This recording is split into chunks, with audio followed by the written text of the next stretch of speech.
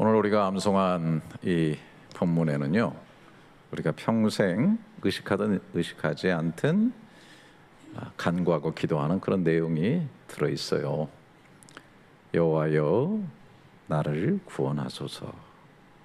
하나님 우리를 형통하게 하소서.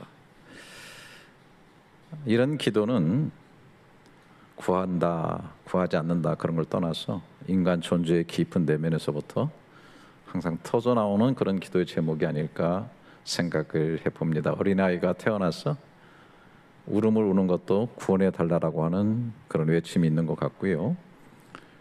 마지막에 병상에서 숨을 헐떡거리며 인생을 마감할 때도 하나님 구원해 주소서 라고 하는 외침이 있지 않나 싶습니다.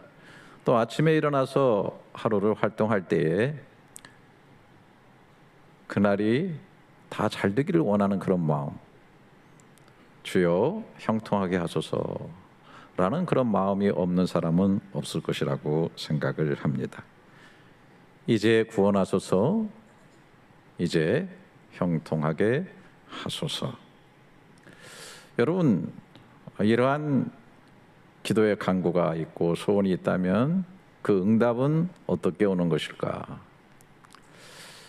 저는 오늘 이 25절이 들어있는 시편 118편 전체에 이에 대한 응답이 있다 그렇게 생각을 하고요. 오늘 저와 여러분들과 함께 이 내용을 같이 깊게 묵상하면서 우리의 이 가장 중요한 근본적인 기도의 응답을 받으며 살아가시는 여러분이 될 수 있기를 미리 섣부르게 크게 축원하겠습니다. 할렐루야. 그러면 깊이 118편을 묵상해 봐야 되겠죠. 여기에는 표제가 없어요. 누가 썼는지 정확하게 나오질 않는데 그 내용과 분위기가 마치 다윗이 쓴 것 같은 그런 느낌을 우리에게 줍니다. 뭐 좁은 곳, 포위, 죽음의 문턱, 또 넓은 곳, 이런 것들이 강하게 다윗이 썼다고 하는 내용을 우리에게 얘기해 주는데요. 다윗의 삶을 예화로 쓰면서 본문의 내용을 좀 더 심오하게 깨달아 보려고 합니다. 자, 5절입니다. 고통 중에 내가 여호와께 부르짖었더니 여호와께서 응답하시고 나를 넓은 곳에 세우셨도다. 여기 이제 고통이라고 하는 말은 히브리어로 메차르라고 하는데요. 사실 이것은 사방이 막혀 있는 것을 의미하는 거예요. 여러분, 답답할 때 고통스럽잖아요. 사방에 길이 없어요. 꽉 막혔어요. 굴 속에 처박혀 있는 것 같아요. 이것을 말할 때 메차르, 고통이다 이렇게 표현하고 있는 것이죠. 사실 이 시편 118편을 보게 되면 10절부터 모든 민족이 나를 애워쌌다. 11절에 그들이 나를 애워싸고 애워쌌으니 12절에 그들이 벌들같이 나를 애워쌌다 이런 표현을 계속 쓰고 있어요. 우리는 다윗이 사울에게 쫓겨가지고 한 나라의 왕이 한 사람을 잡으려고 막 포위하고 막 몰려오니까 마치 벌들이 사방에서 몰려와서 막 쏘는 것 같은 애워쌌다고 하는 그런 느낌이 들죠. 굉장히 답답한 그런 상황들을 많이 맞이하고 있어요. 또 17절을 보시면 내가 죽지 않고 살아서 여호와의 행사를 선포하겠다. 죽지 않고 살아서 이 말은 뭐예요? 거의 죽을 만큼 어렵다. 내가 정말 죽지 않고 살아야 되겠어. 그래서 여호와의 행사를 얘기해야 되겠어 라고 할 정도로 죽을 만큼 힘들다. 18절에 여호와께서 나를 심히 경책하셨으나 죽음에는 넘기지 않았어요. 죽음의 선까지 갔어요. 죽음의 선까지 갔는데 그 고통스럽고 힘든 그 죽음의 선이 뭐냐면 여호와께서 나를 경책하시고 나를 막 압박하시고 나를 힘들게 하는 것 같은 느낌이 들 정도로, 그 정도로 상당히 고통스럽다. 이게 이제 구원하소서라고 하는 배경이 된다라고 하는 거예요. 이런 상태 속에서 어찌 구원해달라는 간구를 하지 않을 수가 있겠는가? 답답한 가슴이 쥐어짜져가지고 폭발하는 것처럼 흘러나오는 그것이 바로 구원하소서라는 기도라는 것입니다. 자, 이런 끊임없는 기도 가운데 하나님께서 그 기도에 응답해 주시죠. 자, 5절을 다시 보시면 여호와께서 응답하시고 나를 넓은 곳에 세우셨도다. 자, 여러분, 아주 그냥 쉽게 생각하십시다. 굴에 늘 처박혔죠. 굴 속에 도망 다녔죠. 답답합니다. 좁은 곳이에요. 병사가 찾아가지고 들어오면 피할 곳도 없어요. 그런데 넓은 곳으로 나를 옮기셨다는 건 뭐예요? 그야말로 궁정으로 옮겼다는 거예요. 넓은 영역의 삶을 살 수 있도록 나를 완전히 좁은 곳에서 넓은 곳으로, 굴에서 궁정으로, 도망자에서 왕으로 살려주셨다라는 거예요. 그리고 14절에 보게 되면은 여호와는 나의 능력과 찬송이시고 나의 구원이 되셨도다. 하나님 자체가 내 구원이 되어버렸다. 하나님 자신이 구원이시다라고 고백할 수밖에 없는 그런 고백을 하게 되었다는 거예요. 왜? 하나님의 구원으로 인해서. 저와 여러분이 오늘 이곳에 앉아 있는 것도 이 기도의 응답이에요. 하나님의 구원이 없으면 어떻게 우리가 이곳에 앉아 있겠어요? 어떻게 이렇게 제가 설교를 하고 여러분이 말씀을 듣겠어요? 구원하소서에 대한 응답이다 하는 거예요. 자, 그런데 자세히 보게 되면 이 단어를 좀 주목해. 이제 구원하소서. 이제 구원하소서. 또 여호와여 구하는데 우리를 이제 형통하게 하소서. 이렇게 나오는 거예요. 이제. 자, 지금까지 살려주셨고 이렇게 좁은 곳에서 넓은 곳으로 또 하나님께서 어려움 속에서 건져주셨는데 또 이제 또 구원해달라는 거예요. 여러분, 우리 인생을 바라보면 계속 이런 기도를 하지 않을 수가 없어요. 이제도 구원하소서. 과거에도 구원하셨지만 내 인생이라는 게 녹록지가 않아요. 항상 새로운 문제들이 생겨요. 물질의 문제 비껴가면은 관계의 문제 생겨. 부모와의 관계 괜찮으면 자식 문제 또 생겨. 또 뭐 갚지 않는 사고를 당해. 모든 게 다 순탄한가 하면 병원 가서 검진 받았더니 또 뭐가 안 좋다고 그래. 그러다 보면은 세월이 늙어가지고 힘이 없어.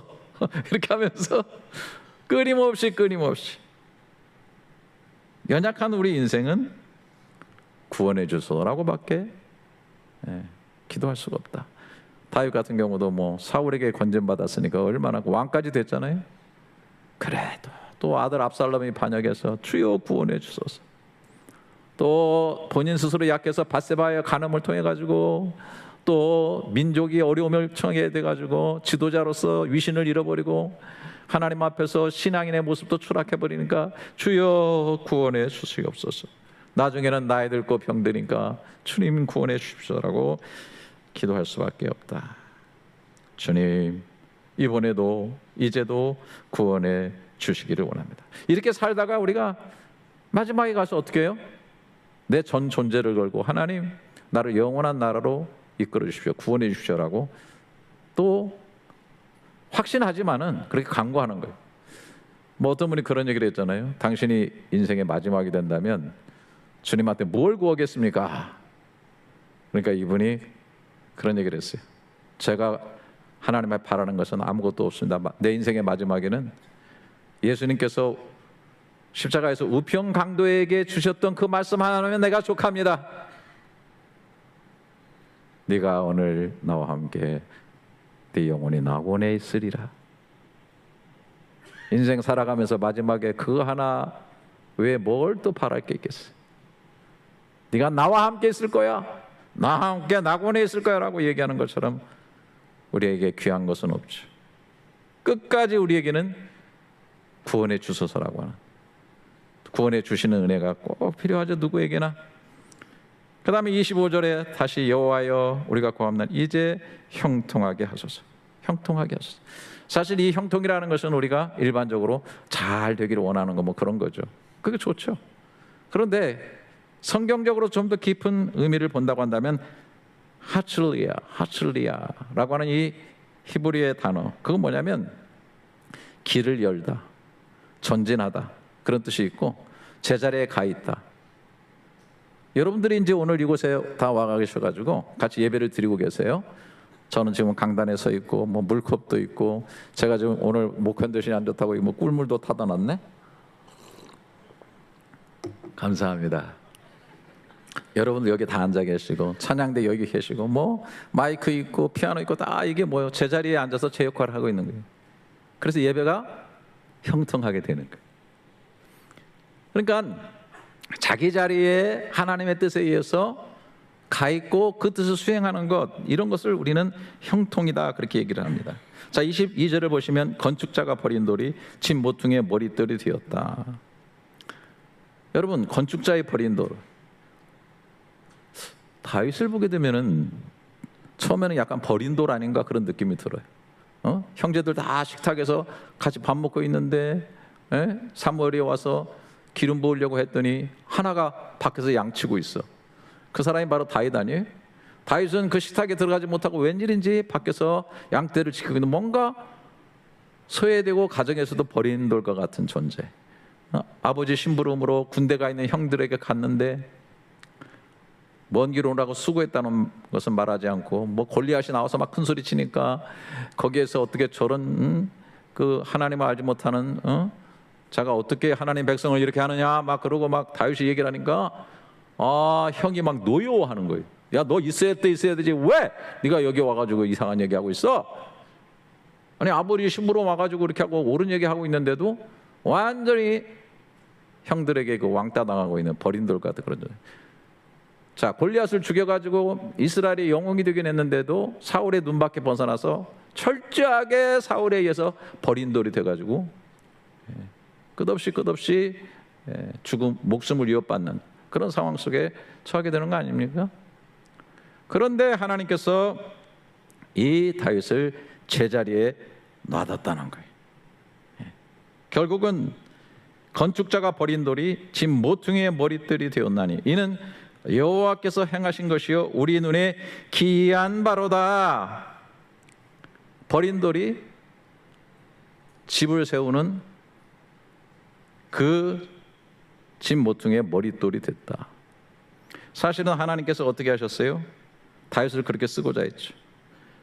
사도행전 13장 22절에 신약에 와서 해석하기를 패하시고 사울을 패했다는 얘기죠. 다윗을 왕으로 세우시고 증언하여 이르시되 내가 이새의 아들 다윗을 만나니 내 마음에 맞는 사람이라 내 뜻을 다 이루리라 하시더니 하나님의 뜻을 이루기 위해서 그를 찾으셨고 부르셨고 버린 돌처럼 되었던 그를 하나님의 나라의 집을 세우고 하나님의 구원의 역사를 세우는 일에 주춧돌로 사용하셨다라고 하는 것입니다.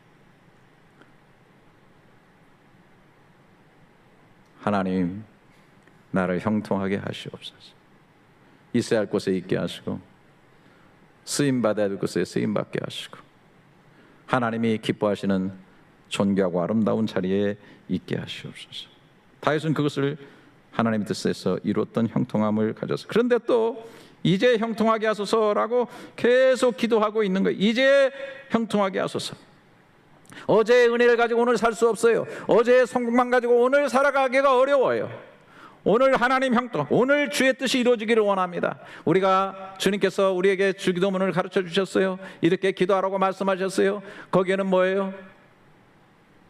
주의 나라가 오늘 또 임하게 하시고 아버지의 뜻이 하늘에서 이룬 것 같이 오늘도 나에게 이루어지기를 원합니다. 끝없이 그 뜻이 이루어지기를 원하는, 중단 없이 계속 전진해서 이루어지게 하는 그런 삶. 그래서 우리는 평생 주여 오늘도 이제도 형통하게 하옵소서라고 기도해야 됩니다. 우리 자녀를 위해서 계속 끝없이 형통을 구하는 기도를 하시기를 축원합니다. 교회도 형통해야 되고 계속 문제 하나 생기면요 흔들흔들합니다.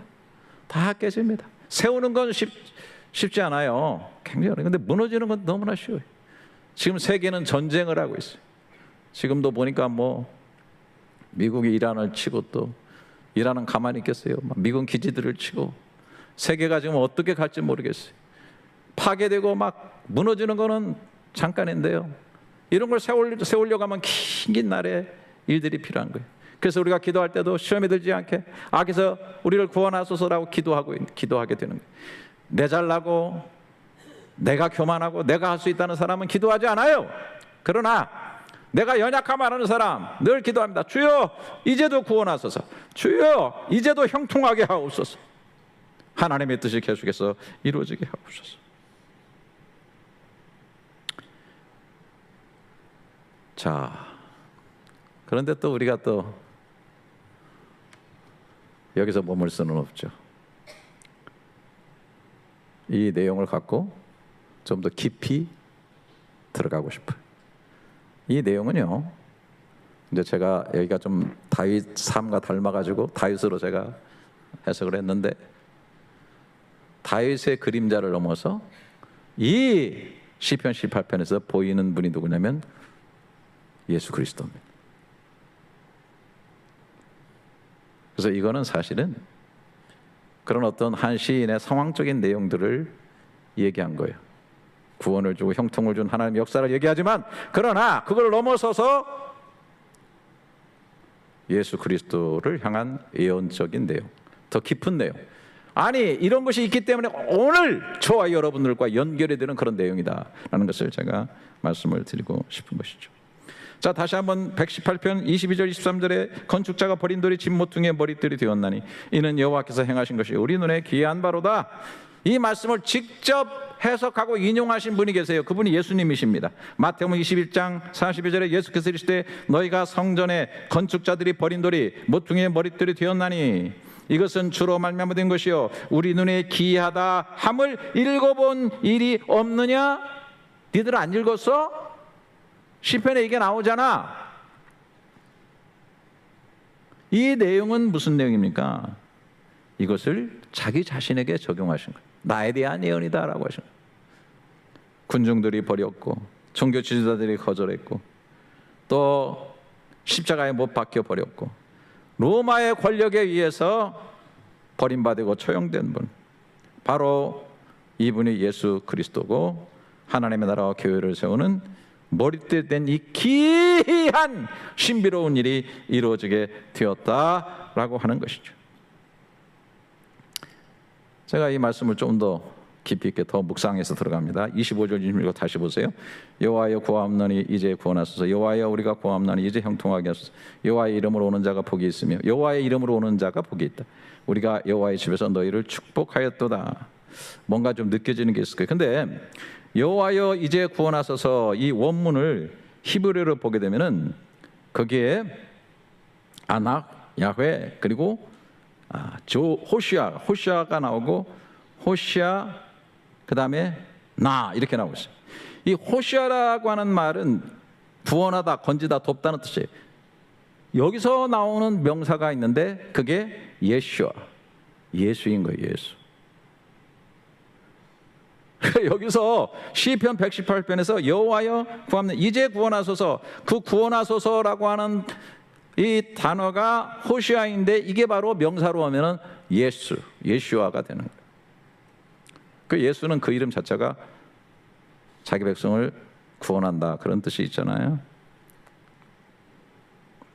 이제 원래 이거는 동사 중에도 히필형이라고 그래가지고 사역형이라고 그래요. 그러니까 구원 하소서예요. 구원이 되게 만들어 주소서.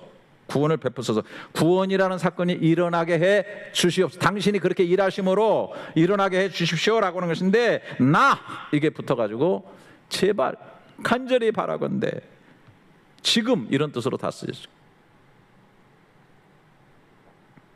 근데 유대인들이 이제 너 안 읽어봤어? 그러니까 유대인들 알아요 이거를. 유대인들이 입에서 여호와여 구원하소서, 이제 우리를 구원하소서 이렇게 하는 그것이 헬라어로 된 것이 뭐냐? 그게 호산나예요. 지금 졸고 계신 분 계세요. 진짜 호산나 말 많이 들었죠? 예수님이 예루살렘 나귀 타고 올라가실 때 사람들이 막 겉옷을 벗어가지고 호산나 호산나 호산나 막 이렇게 했잖아요. 그 호산나가 뭐예요?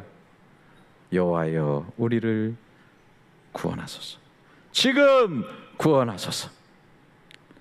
마태복음 21장 9절에 무리가 앞서가고 뒤에서 다른 자리에 소리 이르되 호산나 다윗의 자손이여 찬송하리이다. 주의 이름으로 오시는 이여 가장 높은 곳에서 호산나 하더라. 우리는 이게 호산나가 찬양하는 무슨 찬양의 무슨 센텐스로 할렐루야 같은 그런 것으로 생각하고 있지만 이 호산나라고 하는 것은 찬양이라는 의미보다는 기도예요. 절박한 기도입니다. 여호와여 이제 우리를 구원하소서. 그들의 기도는 어떤 정황을 갖고 있나요?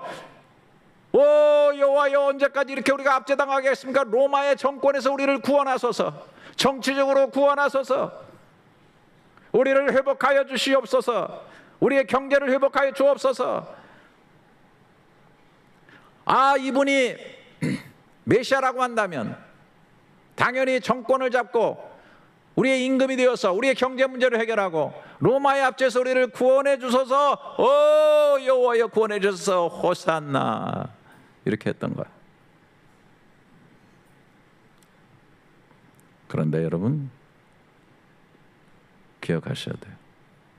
이 호산나라고 하는 이 간절한 간구의 응답은 예수님께서 예루살렘에 올라가 가지고 갑자기 왕이 되시고 로마를 뒤집어 엎고 이게 아니고 십자가에 죽으신 거예요.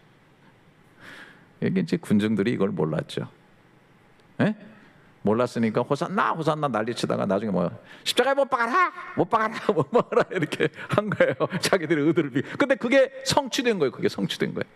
예수님은 십자가를 지고 가셔서, 잘 들으세요, 저들이 외치는 호산나 호산나 다윗의 자손으로 오시는 이 메시아, 진짜 그분으로서 저들의 궁극적인 호산나 속에 들어있는 이제 우리를 구원하소서, 이제 우리를 형통케 하소서라고 하는 그 간구를 응답하시는 거라는 거예요.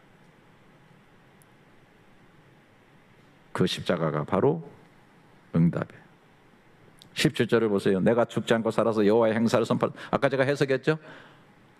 죽은 끝까지 가가지고 죽지 않고 제가 살아나가지고 여호와의 행사를 선포하리라. 그런데 이것을 예언적으로 본다고 한다면 그 십자가에 지신 주님은 반드시 죽지 않고 부활하신다는 거예요.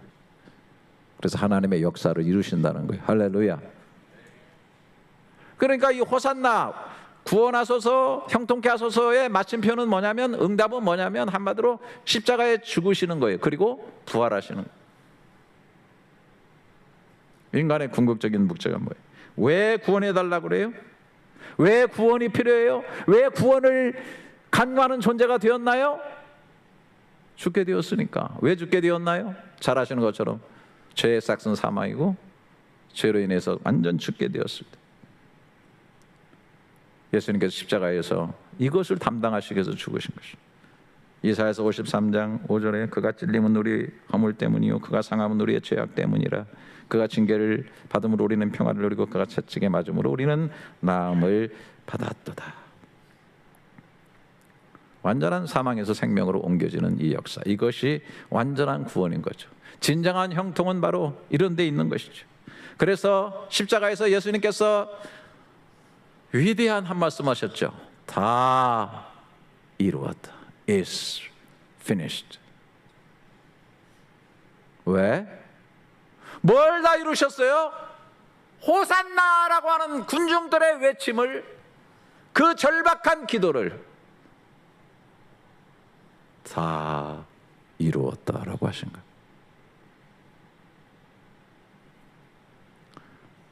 구약부터 신약이 뻥 뚫리시나요? 아직도 안 뚫려서 답답하시나요? 코로코롱 하셨기 때문에 로마서 8장 28절이 존재한다고. 하나님을 사랑하는 자 곧 그 뜻대로 부르심을 자들에게는 모든 것이 합력하여 선을 이루느니라. 할렐루야. 그리고 시편 118편 14절에 여호와는 나의 능력과 찬송이시요 또 나의 구원이 되셨도다.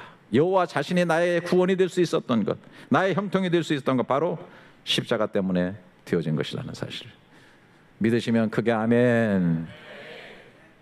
아멘 해주시는 분들에게 복이 있을진저. 예. 사랑하는 성도 여러분, 지금 교회는 순환절기 속에 있습니다. 사실은요, 참 이게 다 겹쳐진 것 같아요. 우리도 그렇습니다만은 중국인들의 그 구정 명절이 지나가면서 또 무슬림들의 명절인 라마단 지금 밥을 쫄쫄 굶으면서 그냥 고생 많이 하고 있죠. 아주 고생하고 있어요. 그리고 또 우리 기독교는 순환절에 들어가지고 순환절기를 지나가고 있어. 그 우리도 그리스도의 고난을 깊이 묵상하고 의미가 뭔지 뭐 또 이렇게 뭐 좀 체험적으로 하려고 느끼려고 하고 있지만은, 그러나 여러분 꼭 기억하셔야 돼요. 꼭 기억하세요. 예수 믿는 사람들은 단순히 인간적으로 슬퍼하고 뭐 육신적인 뭐 고통을 느끼고 뭐 이런 게 아니고 그 너무 깊이 있는 구원의 은혜, 이루어 주신 것에 대한 감사, 천국의 기쁨이 우리 가운데 누려줄 수 있기를 주님의 이름으로 축원합니다. 왜? 찔리심으로 우리 허물을 가져가셨고, 그가 채찍에 맞으심으로 우리에게 진짜 평안을 주셨고, 그가 죽으심으로 우리를 건져주셨기 때문에, 그리고 한마디로 말하면 우리가 평생 기도해야 될 우리의 기도의 제목, 주여 이제 우리를 구원하소서, 주여 이제 우리를 형통하게 하소서라는 기도를 응답시키셨기 때문에 우리는 감사의 절기로 지날 수밖에 없는 줄 믿습니다. 자, 그러면 내친 김에 마지막 한 가지 기억하고야 말겠어요.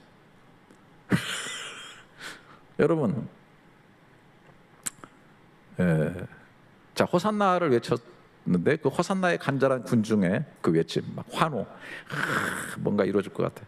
근데 예수님은 오히려 그것을 그 기도를 다 갖고 골고다로 올라가셔서 십자가에 죽으심으로 오히려 저들 속에 있는 그 깊은 간구를 응답시키셨단 말이에요. 자, 그러면 우리는 어떻게 해야 돼요? 우리는 우리의 이런 구원하소서, 형통하게 하소서라는 기도를 갖고 십자가로 우리가 들어가야 되죠. 십자가로. 우리도. 바울이 이런 얘기를 했죠. 내가 그리스도 함께 십자가에 못 박혔나니 그런즉 내가 사는 것이 아니요 내 안에 그리스도 사시는 것이라. 이제 내가 육체 가운데 사는 것은 나를 사랑하사 나를 위하여 자기 자신을 버리신 하나님의 아들을 믿는 믿음 안에 사는 것이다. 그 안으로 들어가야 돼요.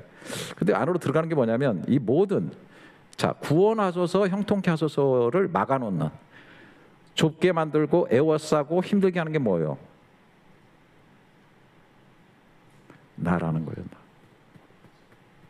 내가 죄를 지어서 내가 죽게 된 거고,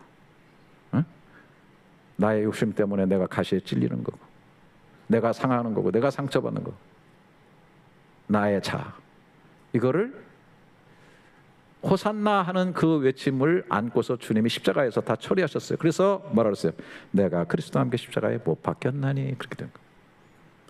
그래서 우리는 십자가로 들어가 가지고 내 인생을 좁게 만들고 구원받지 못하게 하고 절망하게 하고 스스로 넘어지게 하고 실패하게 하고 욕심 부리게 하고 시기 질투하게 하고 상처받게 하는 나를 십자가에서 처리하고 십자가에서 못 박혔다는 사실을 십자가에서 깊이 볼 수 있는 그런 모습. 이게 참 재밌어요. 시편 118편 5절에 이런 고통 중에 내가 여호와께 부르짖었더니 여호와께서 내게 응답하시고 따라서 여기서 나를 넓은 곳에 세우셨도다. 여러분, 십자가로 들어가서 내가 죽게 되면 넓은 곳에 쓰게 됩니다. 구원의 넓은 곳, 자유함의 넓은 곳, 승리의 넓은 곳. 그래서 우리는 십자가로 들어가야 됩니다. 제가 마지막으로 여러분에게 좀 말씀드리고 싶은 것은, 여러분 이제 지금 인공지능 시대에 여러분들이 살아가고 있잖아요. 자, 웬만한 사람들은 다 뭐 챗GPT도 쓸 것이고 뭐 제미나이 같은 거 많이 여러 종류의 그 인공지능을 쓸 거예요. 뭐 저도 쓰고 있어요. 저도 이번에 우리 교회에 왔던 오석환 박사라고 선교 학자인데, 학자면서 선교를 하고 있어요. 책을 거의 한 150권 정도 썼어요. 그 여기 와서 저 만나자 그래가지고 호텔 커피숍에서 만났는데 뭐 얘기하다 보니까 뭐 인공지능 쓰세요? 챗GPT 쓰세요? 그래서 나 써요. 그랬더니 갑자기 컴퓨터를 꺼내더니 자기가 얼마나 이것을 유용하게 활용하고 뭐 장신대에서 제가 IT에 관해서 뭐 이 챗GPT 쓰는 거에 대해서 뭐 학생들의 강의하고 목사님들의 강의한 거 내용하면서 자기가 요거 가지고 작년에 책만 한 60권 썼대. 또 그러니까 책이 막 100 몇 권이 된 거야. 그러니까 자기 책이 아마존에서 그 검색을 하게 되면, 선교 관계에서 검색을 하게 되면 1, 2, 3위에 들어간다는 거예요. 저한테 책을 하나 주는데 한국에 자살 사건이 너무 많고 자살 관련된 그런 단체만 300개가 되는데 자기가 자살에 관한 책을 썼는데 그 지금 300개 되는 단체에서 자기 책을 가지고 나가가지고 사람들에게 나눠주고 청소년들에게 한다는 거예요. 요즘 교회로 오라 그러면 안 온대. 예수님한테 오라면 안 온대. 그런데 그런 책을 가지고 문화적으로 접근하면 사람들이 온다는 거예요. 자기가 그렇게 환영한다는 거예요. 저도 좀 이렇게 쓰고 있다니 막 깜짝 놀래. 말레이시아 총구석에 있는 목사가 어떻게 이렇게 잘 환영하냐고 막 눈이 튀어나오려고 그러더라고. 그래서 서로 많은 걸 주고받았는데 여러분, 기가 막힌 거예요. 질문을 잘하면 좋은 답을 얻게 되고요, 잘 명령을 하게 되면은, 그러니까 일을 잘 시키는 시대가 된 거예요. 그러면 정말 많은 것을 하게 합니다. 그러나 그럼에도 불구하고 구원의 문제, 인생의 진정한 의미에서 형통의 문제, 이거는 그런 것들이 해줄 수가 없어요. 정신 번쩍 차리세요. 저는 여러분들이 그런 것에 들어가는 시간에 더불어서 십자가로 들어가는 시간도 꼭 많이 가지시기를 주님의 이름으로 축원합니다. 아멘 소리 진짜 시시하네 갑자기. 챗 GPT에 들어가기보다 십자가로 들어가는 시간을 많이 가지시기를 축원합니다. 묵상을 하면서 들어가서 묵상을 하면서 십자가로 깊이 들어가서 힘든 일이 있으면 뭐에 묻기 전에 십자가를 앞에 딱 세워놓고 십자가로 깊이 묵상합니다. 십자가는 하나님의 지혜의 총체고 하나님의 능력의 총체예요. 십자가로 구원하고 십자가로 이기셨다고 주님 말씀하셨어요. 승리의 놀라운 비결들이 다 십자가 안에 있는 거예요.